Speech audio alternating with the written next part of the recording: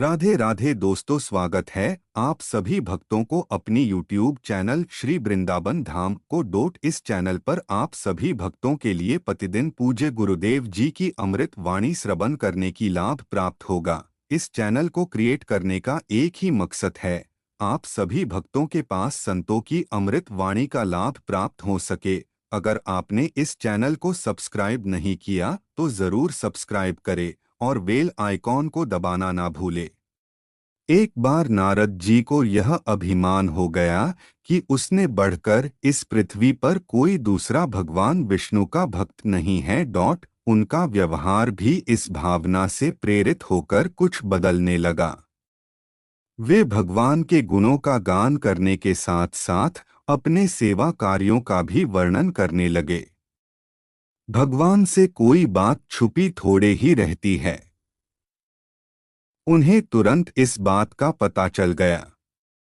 वे अपने भक्त का पतन भला कैसे देख सकते थे, इसलिए उन्होंने नारद को इस दुष्प्रवृत्ति से बचाने का निर्णय किया।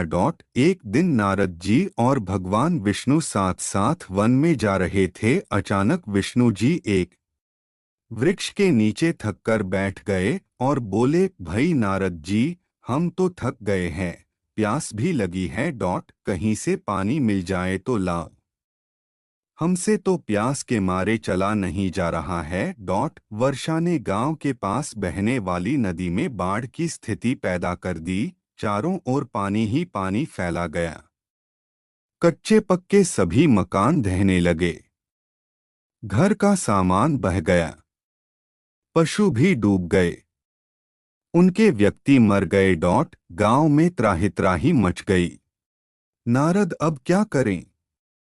उन्होंने भी घर में जो थोड़ा कीमती सामान बचा था उसकी गठरी बांधी और अपनी पत्नी तथा बच्चों को लेकर जान बचाने के लिए पानी में से होते हुए बाहर निकलने लगे।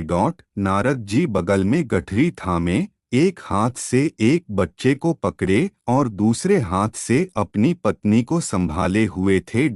पत्नी भी एक बच्चे को गौड़ में और एक का हाथ पकड़े धीरे धीरे आगे बढ़ने लगी। पानी का बहाव अत्यंत तेज था तथा यह भी पता नहीं चलता था कि कहाँ गड्ढा है और कहाँ टीला। अचानक नारद जी ने ठोकर खाई और गठरी बगल से निकलकर बह गई। नारद जी गठरी कैसे पकड़ते, दोनों हाथ तो घिरे थे। मन मसोसकर सोचा फिर कमा लेंगे। कुछ दूर जाने पर पत्नी एक गड्ढे में गिर पड़ी और गोद का बच्चा छूटकर बह गया।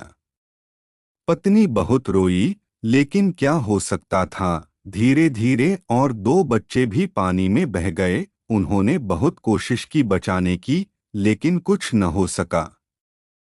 दोनों पति पत्नी बड़े दुखी, रोते कलपते, एक दूसरे को सांत्वना देते कोई ऊंची जगह ढूंढते रहे। एक जगह आगे चलकर दोनों एक गड्ढे में समा गए। नारद जी तो किसी प्रकार गड्ढे में से निकल आए, मगर उनकी पत्नी का पता कहीं नहीं चला।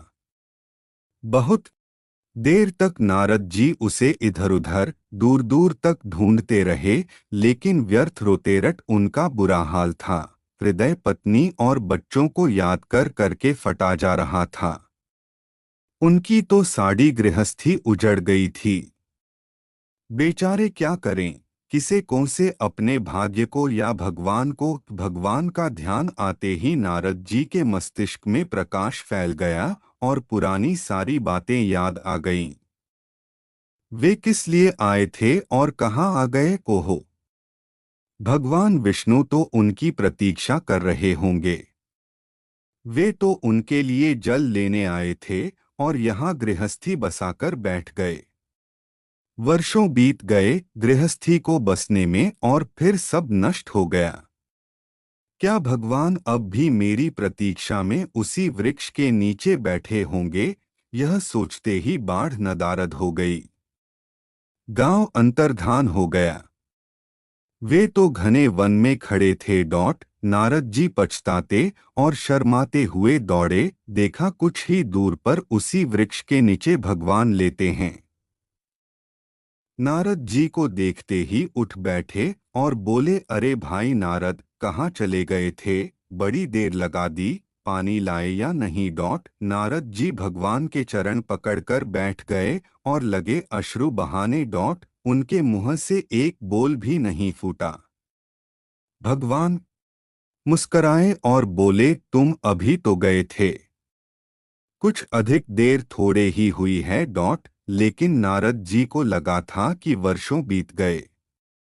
अब उनकी समझ में आया यह सब भगवान की माया थी, जो उनके अभिमान को चूर चूर करने के लिए पैदा हुई थी। वे सोचने लगे, उन्हें बड़ा घमंड था कि उनसे बढ़कर त्रिलोक में दूसरा कोई भक्त नहीं है। लेकिन एक स्त्री को देखकर वे भगवान को भूल गए, उसको पछतावा होने लगा और उनका घमंड जरा सी देर में ढेर हो गया।